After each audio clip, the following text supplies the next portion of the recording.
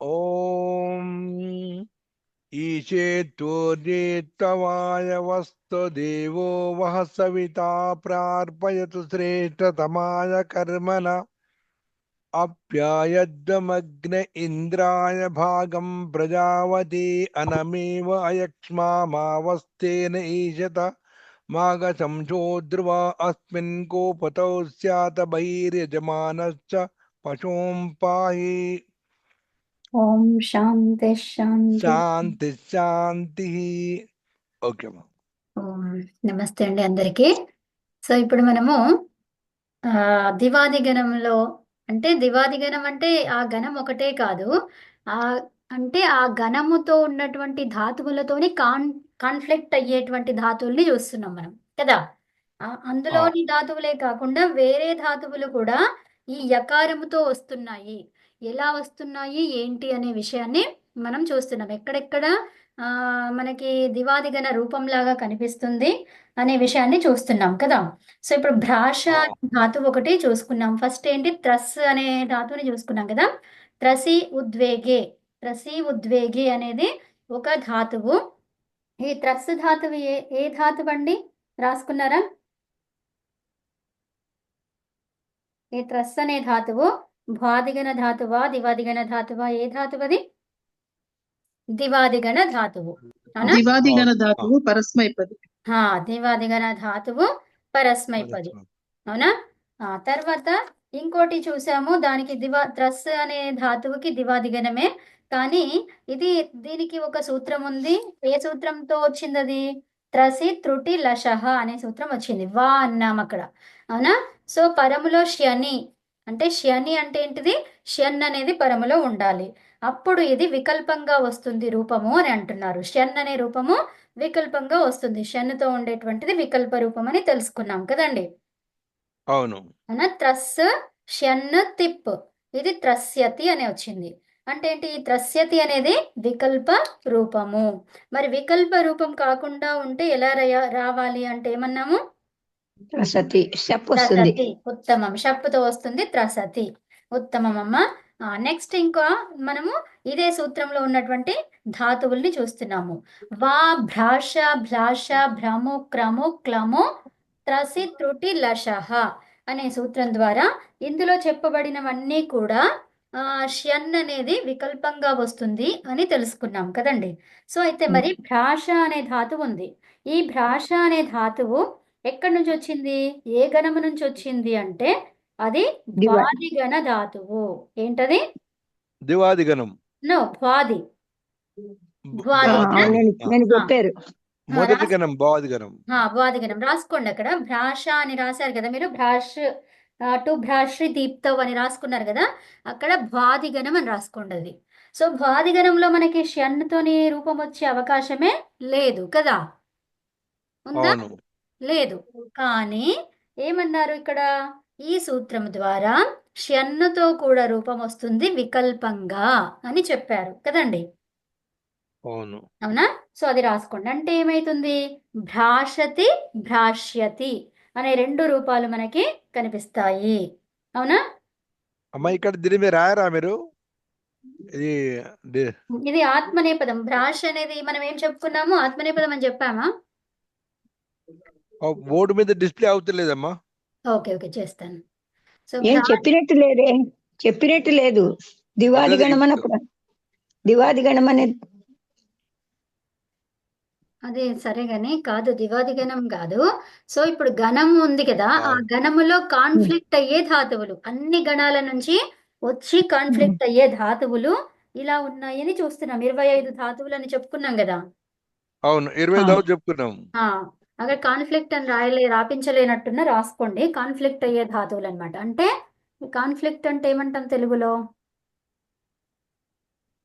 దగ్గరగా ఉండేవనా, అంటే సంబంధించిన కాదు, దానిలాగానే ఉంటుందని అర్థమా? కాదమ్మా, కాన్ఫ్లిక్ట్ అంటే సరే తర్వాత చూద్దాం. టు భ్రాశ్రీ దీప్తవ్ ఇది రాసుకున్నారు మీరు కదా. టు భ్రాశ్రీ దీప్తవ్ అని రాసుకున్నారు. ఇది ఏ గణ ధాతువు మరి? భ్వాదిగణ ధాతువు, ఓకే. సో మరి భ్వాదిగణ ధాతువుని మనం ఇక్కడ ఎందుకు తీసుకొచ్చాము అంటే ఇందులో వికల్పంగా షన్ వస్తుంది అని చెప్పుకోవడానికి. అర్థమైందా? సో భ్వాదిగణం అయితే షప్పుతోనే వస్తుంది కదా, అవునా? ఉమ్. భ్వాదిగణం అయితే షప్పుతోనే వస్తుంది. అప్పుడు టు భ్రాశ్రీయ దీప్తవ్ అనే దానికి భ్రాష్ అనేది అయ్యింది. సో భ్రాష్ తర్వాత షప్పు ప్లస్ తి కదండి. అవును. షప్పు ప్లస్ తిప్పులో తీ పెట్టుకున్నాము. ఆ, అయితే ఏమైంది ఇప్పుడు భ్రాశ్రీ షప్పుతి వచ్చేసి ఓ, ఎవరిది అది తీసేరా? ఎవరిదో వచ్చింది అది అక్కడ బాక్స్. ఓకే, బోర్డు రాలేదు. బోర్డు కనిపిస్తుంది మీకు. కనిపిస్తుందమ్మా. ఆ, నాకు కనిపించట్లేదే. వెళ్ళి మళ్ళీ రండి. సో భ్రాష్, తర్వాత ఆ, తర్వాత తి. ఇక్కడ యాక్చువల్గా మనం ఇది ఆత్మనేపది ధాతువు అని చెప్పుకున్నాము. నేను మీకు ఏం పెట్టించానేమో అక్కడ. సో తే అన్నమాట. ఓకేనా? ఆత్మనేపదం రాసుకున్నారా మీరు? ఏం రాశారు అక్కడ? ఆ, పరస్మైపదని రాసుకున్నామండి. అయ్యో, ఆత్మనేపదం రాసుకోరా? సారీ. సో అది ఆత్మనేపది ఇది. కాబట్టి ఏమైంది? తా ఉంటే తే అయ్యింది, అవునా? తే. ఇప్పుడు ఏమైంది? భ్రాషతే అయ్యింది. ఇది మనకి తెలిసిన రూపం. ఎందుకు? భ్వాదిగణం అయితే ఇట్లా వస్తుంది, అవునా? అయితే ఇప్పుడు ఈ భ్వాదిగణంలోనే మళ్ళీ ఇంకొక సూత్రం చెప్తుంది. ఏం చెప్తుందంటే వా భ్రాష క్రము క్లము అవన్నీ ఉన్నాయి కదా. భ్రము క్రము క్లము త్రసి త్రుటి లశ. చిత్రటి లసహ. అంటే ఏంటి? శని అని చెప్పింది దాంట్లో. అంటే దీనితో ఈ భ్రాష ధాతువుతోని షన్ అనే వికరణ ప్రత్యయం కూడా వస్తుంది వికల్పంగా అని చెప్పింది. అర్థమైందా? ఓకే. సో అప్పుడు ఏమైంది? తే ఎందుకు రాసుకున్నాము? ఎందుకంటే ఆత్మనేపథ్యం. ఇది ఆత్మనేపది ధాతువు కాబట్టి. సో భ్రాష్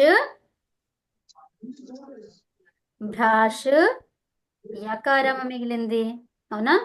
ప్లస్ యా ప్లస్ తే. ఎవరితో మ్యూట్ చేసుకోరా? ఓకే. నెక్స్ట్ ఏమైంది? భ్రాష్యతే. ఇది వికల్ప రూపం. ఓకేనా? దీప్తి అంటే ఏంటంటే ప్రకాశము, చమక్న, టు షైన్ అనే చెప్పుకున్నాం కదా. సో భ్రాష్యతే అనే రూపము వచ్చింది. ఇది ఉన్నది భ్వాదిగణ ధాతువు. భ్వాదిగణ ధాతువులో ఎలా ఉంటుంది? షప్ వస్తుంది. సో భ్రాషతే వస్తుంది, అంతే వస్తుంది. కానీ ఒక సూత్రం చెప్పింది. వా భ్రాష భ్రము క్రము క్లము త్రసి త్రుటి లశః అనే సూత్రం చెప్పింది. ఏది? 3:1:70 ప్రకారం. 70 ప్రకారం ఏంటి? అన్య రూపం. ఏంటది? వికల్ప రూపం ఇది, అవునా? షన్తోని వికల్ప రూపం, అవునా? అవును. ప్రకారం వికల్ప రూపం. అది వికల్ప రూపం ఏంటి? షన్తోని. అర్థమైందా అండి? అమ్మా ఇది బ్రా కదా, బ్రాష్యతే కదా. అవునండి, భ్రాష్యతే. ఓకే. ఓకే. సో ఇది వికల్ప రూపం. పరస్మైపదంలో మామూలు ఇదిగానే వచ్చేస్తుంది, అంతే కదా. భాసతి అనేది వికల్పంగా రానప్పుడు షప్ వచ్చినప్పుడు మామూలు ఆర్ధధాతుకం ఇదిలా వచ్చేస్తుంది కదా, సార్వధాతుకం లాగా. సార్వధాతుకం లాగా కాదు. సార్వధాతుకం అన్నా కూడా ఏంటిది? అంతే ఉంటది. ఏంటది? అదే భాసతి, భ్రాసతి, భ్రాష్యతే, భ్రాషతే. అదే భ్రాసతే. తర్వాత భ్రాష్యతే. ఓకేనా? 2 రూపాయలు. భ్రాష్యతే, భ్రాసతే. రైట్, అర్థమైంది. సో ఇప్పుడు ఇది అయిపోయింది. నెక్స్ట్ ఏం చెప్పుకున్నాము? భ్లాష్ చెప్పుకున్నాము. ఇది ఫస్ట్ అయిపోయింది. ఈ థర్డ్ది, అది సెకండ్ది కదా. ట్రస్ అనేది ఫస్ట్ది, సెకండ్ది, థర్డ్ది ఏం చెప్పుకున్నాము? భ్లాష్ చెప్పుకున్నాము, అవునా? ఈ భ్లాష్ అనే ధాతువు ఏ ధాతువు? ఇది కూడా భ్వాదిగణ ధాతువు అన్నమాట. సో ఇది కూడా ఆత్మనేపది. మనం అన్ని పరస్మైపదిలో చేసుకున్నాం అన్ని కదా. ఇప్పుడు అన్ని ఆత్మనేపది చేయాలమ్మా? అవునండి, ఆత్మనేపదికి మార్చుకోండి. టు భ్లాశ్రీ. అందుకే మనకి ధాతు పాఠంలో ఉన్నటువంటి ధాతువులు చూస్తూ చేయాలి. ఇది నేను చూడకుండా చేసినాను కాబట్టి ఆత్మనేపది అనుకోలేదు. అది. సో టు భ్లాశ్రీ దీప్తౌ ఇది కూడా భ్వాదిగణ ధాతువే. సో భ్వాదిగణ ధాతువు అంటే ఏంటండి మరి? ఆత్మనేపదం. అంటే ఆత్మనేపదం. ఓకేనా? సో భ్వాదిగణ ధాతువు. సో భ్వాదిగణ ధాతువు అంటే మీకు తెలిసింది చెప్పండి. ఏం చేస్తారు? వికరణ ప్రత్యయం చెప్పు. షప్. అవునా? సో ఉమ్. భ్లాశ్రీ. సో భ్లాశ్రీ ఏమైపోయింది? దాన్ని కూడా అవి తీసేస్తే అనుబంధ లోపం చేస్తే భ్లాష్ వచ్చింది. అయితే భ్వాదిగణం కాబట్టి షప్ వస్తుంది. అవునా? ఆ తర్వాత ఇది ఆత్మనేపదం కాబట్టి త ఆతాం ఝ. అవునా? అవునా అండి? అమ్మమ్మ ఆత్మనే ఆత్మనేపదం కదా అది. భ్వాదిగణము ఆత్మనేపదం. ఆ అంతేనా? అంతేనా కదా? దివాదిగనం ఆత్మనేపదం. దివాదిగణం కాదు. ఏం రాశాను ఇక్కడ? వాదిగణం. ఆ భవాదిగనమా? ఇక్కడ రాసుకోండి, చూస్తూ రాసుకోండి, కరెక్ట్ గా రాసుకోండి. టు భ్లాశ్రే దీప్తౌ భ్వాదిగణము ఆత్మనే పద ధాతువు. ఓకేనా? ఓకే. సో భ్లాష్ షప్ తా. తా ఎందుకు వచ్చిందండి? మీరు ఇక్కడ రాస్తున్న రామ ఇక్కడ కనబడతలేదు మరి నాకు. వేరే ఆత్మనేపది కదండి, ఆత్మనేపది. ఎందుకు కనిపిస్తలేదు? రాస్తున్నా. ఎవరికి కనబడుతుంది, కనిపించట్లేదా? మాకు కనబడుతుంది, కనబడుతుంది. ఫిట్ మీరు టు స్క్రీన్ స్క్రీన్ చేసుకోండి పెట్టండి, మునిగారు. స్క్రీన్ పెట్టండి. ఫిట్ టు స్క్రీన్ చేసుకోండి. ఓకే. లేదంటే మీరు వెళ్ళి మళ్ళీ రండి. అంతేనా? ఆ, okay. Blast plus okay okay. Okay. So ఇప్పుడు ఏమొస్తుంది? భ్లాష్. అరే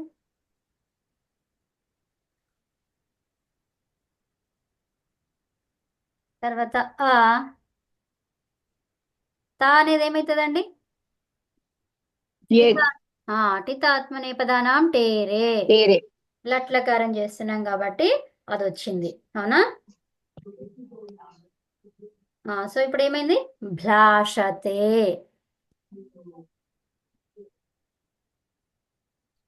భ్లాషతే అనేది వచ్చేసింది రూపం. ఇంకా ఇంకా ఏం చెప్పుకున్నాము? భ్లాషతే అంటే ఏంటండి? దీప్తౌ. దీప్తం అంటే ప్రకాశము. చెమకాయించడమా? చెమక్న అంటే చెమకాయించడం కదా. చెమకాయిస్తున్నాడు. ఏంటి? వెలుగుతున్నాడు. వెలుగుతున్నాడు. ఉత్తమం, సూపర్ అండి. వెలుగుతున్నాడు, ప్రకాశిస్తున్నాడు. అలా వస్తుంది. ప్రకాశం అని అందరికీ తెలుసు కదా. ఇది కొంచెం ఒక వేరే పదం అని రాద్దామని. ఓకే, వెలుగుతున్నాడు, ఉత్తమం. సో భ్లాషతే వెలుగుతున్నాడు అని చెప్పుకున్నాము. అయితే ఇంకొక సూత్రం ఏం చెప్పింది? వా భ్రాష భ్లాష భ్రము క్రముక్లము త్రసి త్రుటి లషః. కిరణ్, ఎంత సూత్రం అది? 3 1 70 ప్రకారం ఏమొచ్చింది? షన్ రావాలి అని చెప్పింది. ఓకే, షప్పుకి బదులు ఏం రావాలన్నది? షన్ రావాలి అని చెప్పింది. ఇది ఏం రూపం మరి? వికల్ప రూపం. ఎందుకు? మనకి భ్వాదిగణంలో షన్ ఎప్పుడు రాస్తాం? ఎక్కడ రాయం కదా. కానీ ఒక సూత్రం చెప్పి ఏమని? షన్ తీసుకురావాలి దీనికి వికల్పంగా అని చెప్పింది. వా. అవునా?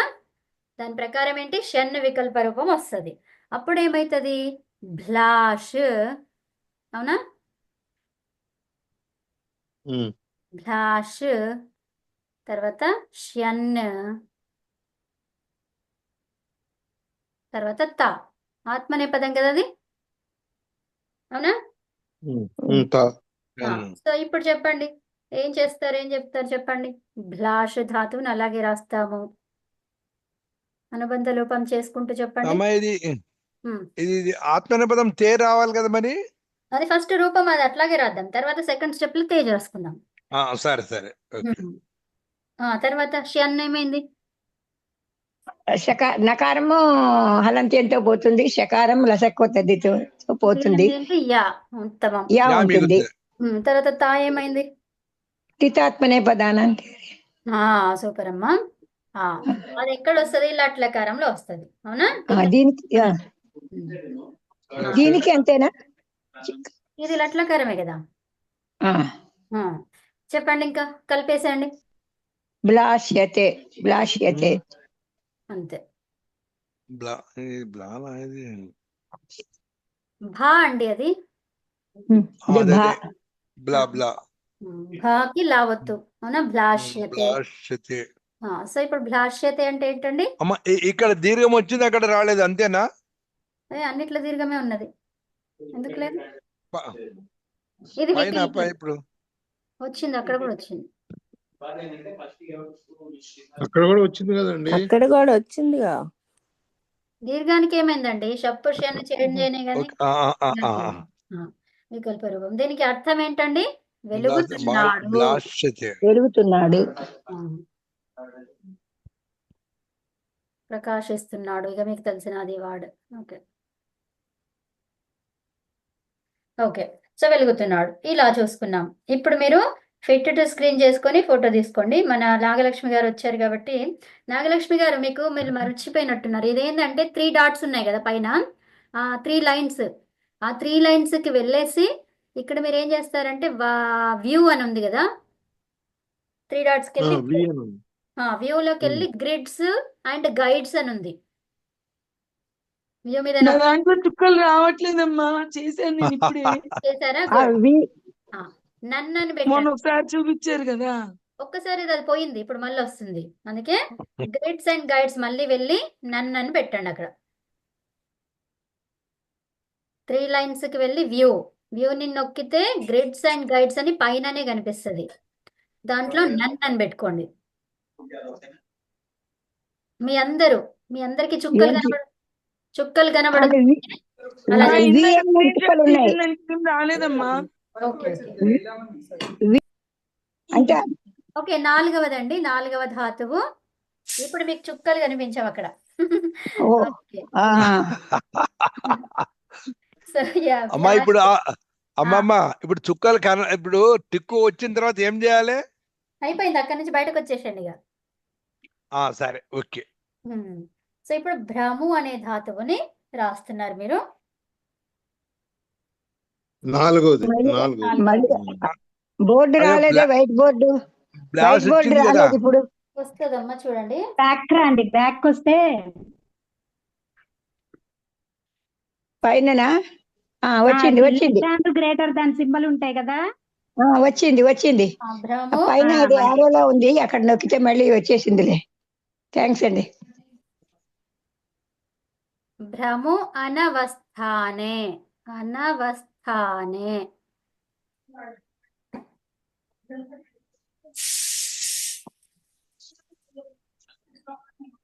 ఇది దివాదిగణ ధాతువు. రాసుకోవాలండి. ఇది దివాదిగణ ధాతువు, పరస్మైపది. రాసుకోవాలి. పా అంటే పరస్మైపది, ఓకేనా?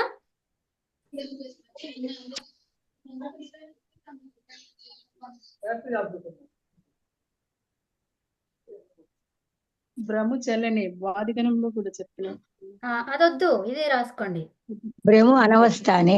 ఇది రాసుకోండి, భ్రము అనవస్థానే. ఓకేనా? మీనింగ్ ఏంటి? అనవస్థానే అంటే మీనింగ్ బ్రహ్మ చేయడం, స్థిరంగా ఉండడం, స్థిరంగా లేకపోవడం, భ్రమణం చేయడం. స్థిరంగా ఉండటం, లేకపోవడం అని రాసుకున్నారా? లేదు. అనవస్థానే అంటే అనవస్థ అంటే స్థిరంగా ఉండడం అని, అంతేనా? ఒక్క నిమిషం ఆగండి, రాసుకోండి. స్థిరంగా లేకపోవడమే, అంతే అండి. అదే స్థిరంగా లేకపోవడం. తర్వాత భ్రమణం చేయడం కూడానా? అవునండి. ఇంకోటి నిన్న చెప్పినట్టున్నారు. చెప్పిందే మళ్ళీ చెప్తున్నా.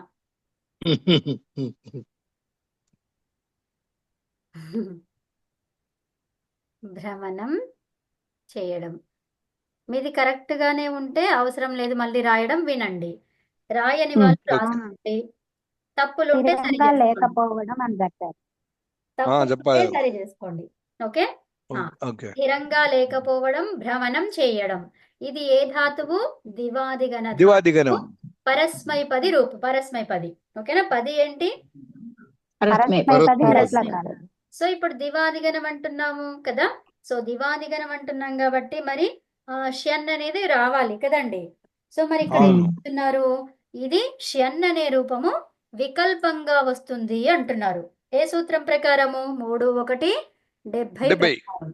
ఏంటది సూత్రం చెప్పండి ఒకసారి. ఉమ్. ఒక్కరే బ్రహ్మ చెప్పండి. చెప్పండి. బ్రహ్మ స్లం వా బ్రహ్మ వా క్రము వా వా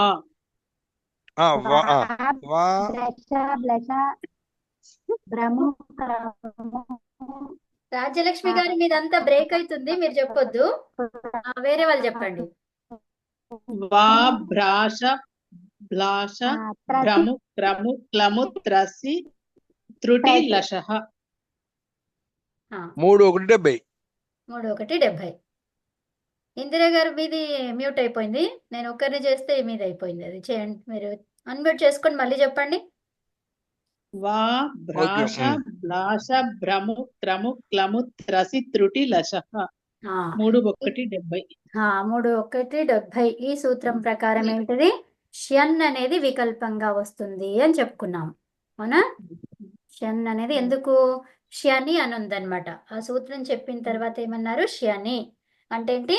దేనికి వికల్పంగా? షణ్ అనే రూపము వికల్పంగా వస్తుంది కదండి. షణ్ వికల్ప రూపం. ఓకేనా? ఈ సూత్రం ప్రకారం ఏంటి? షణ్ అనేది వికల్ప రూపం వస్తుంది. ఓకేనా? సో అయితే మరి వికల్ప రూపం కాకపోతే ఏమవుతుంది తర్వాత చూద్దాం. ఫస్ట్ ఈ రూపం కంప్లీట్ చేద్దాం. ఓకే.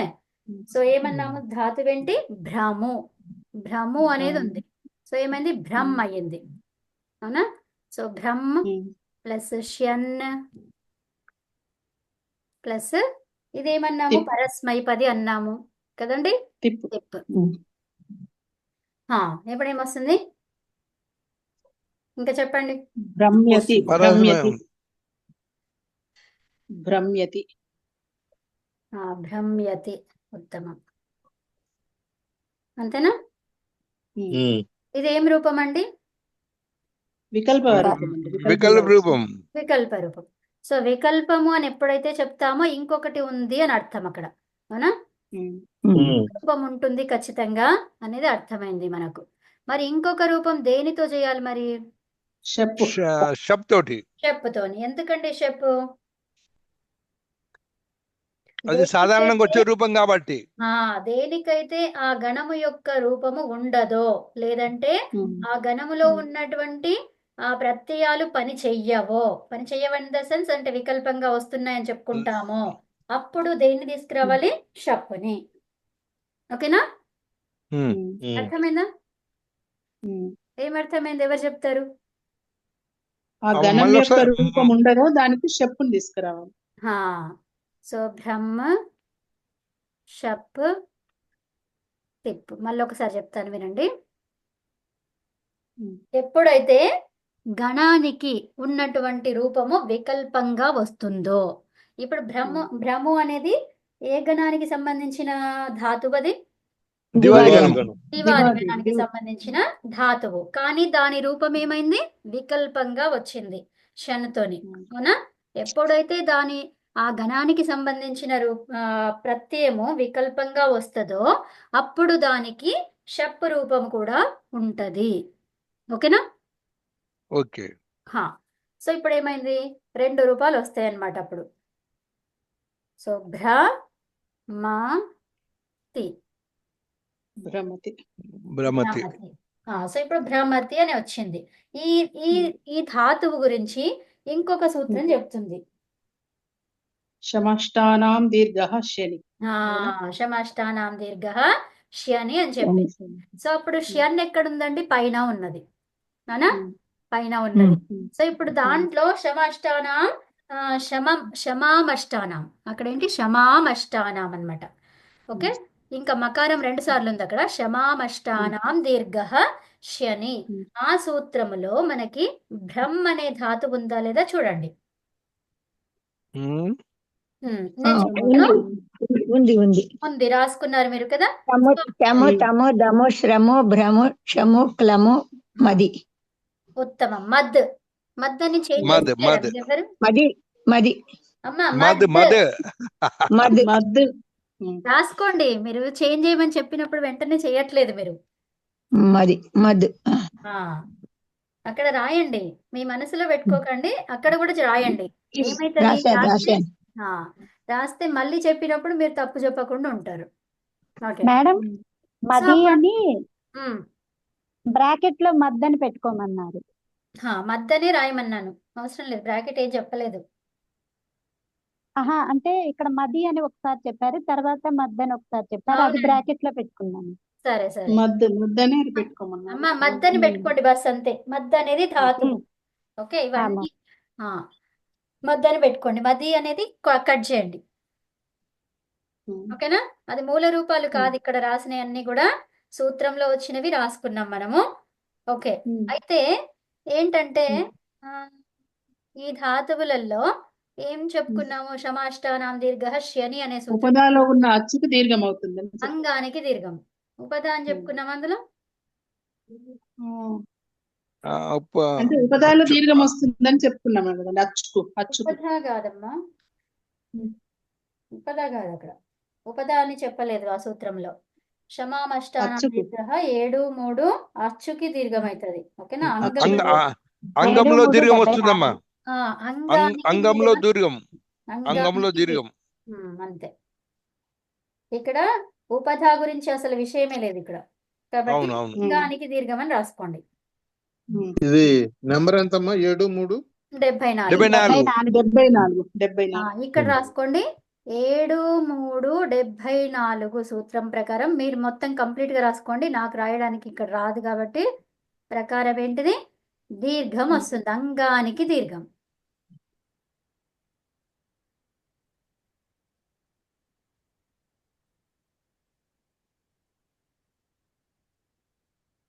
సో ఇప్పుడు షన్ అనేది ఉందండి.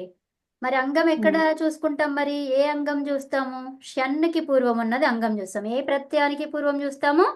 ఇక్కడ వికర ప్రత్యయం. వికరణ ప్రత్యయానికి అంగం చూస్తాం. వికరణ ప్రత్యయం. ఎందుకు ఆ సూత్రము శమామష్టానాం దీర్ఘ శని అన్నది కదా. సో షన్నని ఫోకస్ చేస్తుంది, అది షన్నని ఫోకస్ చేస్తుంది. కాబట్టి ఈ షన్నుకి ఉన్నటువంటి అంగం ఏంటో చూసుకుంటాము. ఆ అంగం ఏంటంటే బ్రహ్మ అనేది అయిపోయింది. షన్నుకి అంగం ఏంటిది? ఇది బ్రహ్మ. ఇక్కడ దీర్ఘం అన్నాము. సో బ్రహ్మలో దీర్ఘం ఏంటేమవుతుంది? బ్రాహ్మ అవుతుంది. సో అప్పుడు ఏమైంది? భ్రామ్యతి అయ్యింది. అర్థమైందా? సో వికల్ప రూపంలో భ్రామ్యతి వచ్చింది. ఓకేనా? నెక్స్ట్ అమ్మా యా ఎక్కడికి వెళ్ళి వచ్చింది మరి ఇక్కడ? షన్నులో యా ఉంటది కదా. శనిగా ఇక్కడ చెప్తోడు చెప్తున్నారు కదా. చెప్పుతో పైకి వెళ్ళండి అన్నాను నేను. వికల్ప రూపంలో పైకి వెళ్ళండి ఒకసారి. Okay okay. బ్రాహ్మ్యతి. బ్రాహ్మ్యతి ఎందుకంటే శమామష్టానాం దీర్ఘ శని అనే సూత్రం ఏం చెప్తుంది? ఈ షన్నుకి ఉన్నటువంటి అంగములో, షన్నుకి అంగం ఏంటి? బ్రహ్మ. అంగం అంటే ఏంటండి? ప్రత్యయ విధానానికి ప్రత్యయ విధానం చేయడానికి ఏంటిది? యస్మాత్ ప్రత్యయవిధి తదాది ప్రత్యయంగం. కారణమైనటువంటిది అది అంగము. సో ఈ షన్ను రావడానికి కారణం ఏంటండి? ఈ బ్రహ్మ అనే ధాతువు ఉండటం. అర్థమైందా? అవును. ఈ బ్రహ్మ అనే ధాతువే లేకపోతే షన్ వస్తుందా? రాదు. రాదు. ఇది దివాదిగణం కాబట్టి ఈ షన్ వచ్చింది. అర్థమైందా? అర్థమైంది. అవును. మళ్ళీ ఒక సూత్రం చెప్తే షన్ వస్తుంది. అది భాదిగణం అయినా కూడా ఒక సూత్రం చెప్పింది అంటే అప్పుడు షన్ వస్తుంది. అవునా? అవును. సో దానికి ఉదాహరణ ఏం చేసుకున్నాము? భ్రము కాదు, భ్రాష. భ్రాష అనేది ఏంటిది? టు భ్రాష దీప్తవు. అదేంటండి? ఏ గణానికి? మూలధాతు. దేనికి? భవాదిగణం. భాదిగణం. సో ఈ బాద్గణం. భాదిగణంలో మనం ఏం చేసాము? ఆత్మనేపథ ఇక్కడ చేసాము. షన్ను తీసుకొచ్చాము. ఉమ్. షన్ ఎందుకు తెచ్చాము? అది వికల్ప రూపం కాబట్టి. అవునా? ఉమ్. అర్థమైందా? షన్ వచ్చింది. ఉమ్. షన్ వచ్చినంత మాత్రాన అది దివాదిగణం అని అనుకోవచ్చా? అనుకోరాదు. లేదు లేదు, వికల్ప రూపం. ఇది వికల్ప రూపం. ఏ సూత్రం ద్వారా? 3:1:70. 3:1:70. వా భ్రాస భ్రాస ఆము. ప్రముఖలము వా. రసి త్రుటి లశః సూత్ర ప్రకారం. అది ఓకేనా? ఈ సూత్రాలు మీకు వచ్చేసి లాగుతాయి ఒక కదా. విషయం చెప్పండమ్మా. ప్రత్యయ విధానానికి కారణమైనది ప్రత్యయ విధానానికి కారణమైనది అంగము. ఓకే ఓకే ఓకేనా? అంగం అంటే ఏంటి? యస్మాత్ ప్రత్యయే తదాది అంగం. అమ్మా అక్కడ రారా? ఆ, రాస్తాను. యస్మాత్ ప్రత్యయే తదాది స్తంగం. యస్మాత్ ప్రత్యయ విధి. ఓకే, రాస్తాను ఒక నిమిషం. యస్మాత్ ఇది కొంచెం పెద్దగా ఉంటది. ఇక్కడ రాస్తాను, ఒక్క నిమిషం ఆగండి. ఫస్ట్ ఈ భ్రమతి ఉంది కదా, సో ఇది కంప్లీట్. ప్రత్యయ విధి.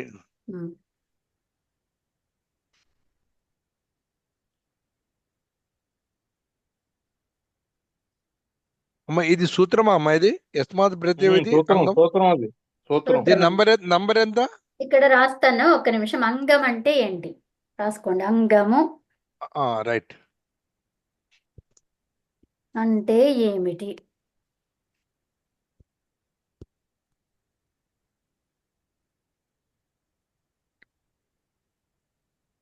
మామూలుగా అంటే అంగం అంటే భాగం కూడా అంటారు కదమ్మా.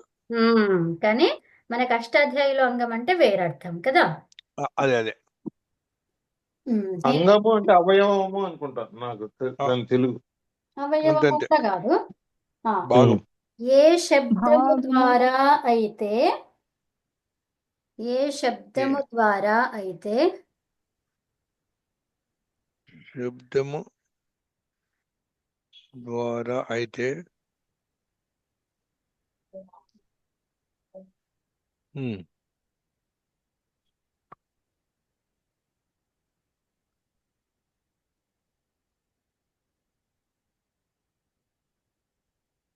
ఏ శబ్దము ద్వారా అయితే ప్రత్యయ విధానము చేయబడుతుందో, ప్రత్యయ విధానము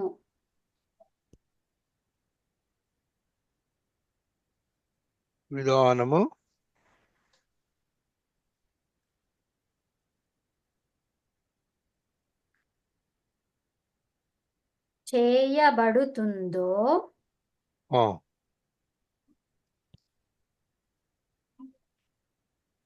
ఏ శబ్దం ద్వారా అయితే ప్రత్యయ విధానం చేయబడుతుందో దానికి అంగము. ఆదిలో, దానికి ఆదిలో అనాలా పూర్వం అనాలా? ఇది ఏదుందో అది రాసుకోండి. ఆదిలో, పూర్వం అని రాసుకున్నా మీ ఇష్టం. అదిగా ఇక్కడ మనకి ఓకే. సూత్రంలో ఆదిలో అని చెప్తాడు కాబట్టి అది రాస్తున్నాను. సరే. దానికి ఆదిలో శబ్ద స్వరూపము, అమ్మా శబ్ద స్వరూపము దానికి ఆదిలో ఉన్న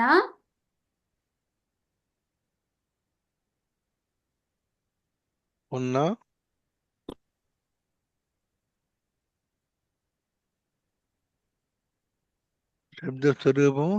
ఒక్క నిమిషం ఆగండి.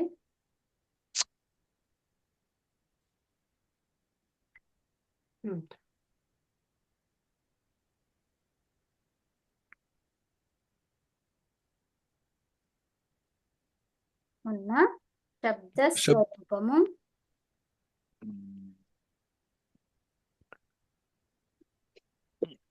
స్వరూపమును అంగం అంటారా? అంతే అనాలి.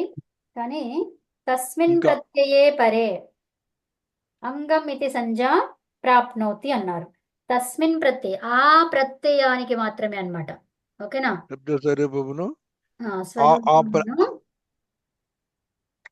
ఆ ప్రత్యయానికి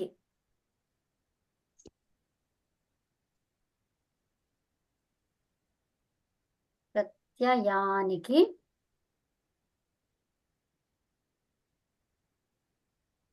ప్రత్యయానికి విధించబడిన ఆ, ప్రత్యయానికి మాత్రమే అంగం అవుతుంది. ఓకేనా? మాత్రమే అంగమా? అంగము అవుతుంది. అంగము అవుతుంది. మాత్రమే అంగము అని పేరు రాసుకోండి. అంగము అని అని పేరు. పేరు. ఓకే. సో ఇప్పుడు ఉదాహరణకి చూడండి. ఇప్పుడు బ్రహ్మ అనే రాసుకున్నాం కదా. ఉదాహరణకి ఏమంటున్నామో అది రాసిన దానికి మనకి కరెక్ట్ టాలీ అవుతుందా లేదా చూద్దాం.